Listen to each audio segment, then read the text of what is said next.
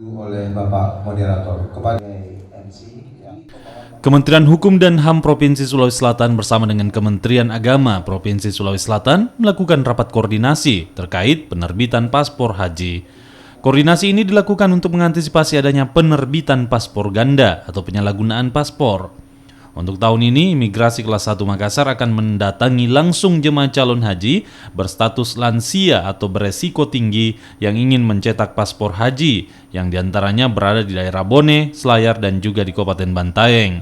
Kementerian Agama dan Imigrasi telah mendata 4.666 jemaah calon haji akan diberangkatkan dari embarkasi Makassar. Siapkan yang terbaik untuk masyarakat Sulawesi Selatan. Problem kita tahun 2000 lalu itu alhamdulillah semuanya berjalan lancar, dan masalah yang tahun lalu sebenarnya tidak terlalu signifikan dan kita akan selesaikan pada rapat koordinasi kali ini. Dan karena persiapannya lebih awal, tentu mudah-mudahan memberikan dampak yang lebih luas.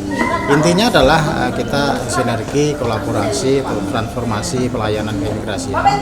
Dan imigrasi siap 100% untuk melakukan pelayanan, tidak hanya di tempat imigrasi, tetapi juga mendekatkan pelayanan di tempat-tempat terjauh yang tidak terjangkau oleh masyarakat yang untuk golongan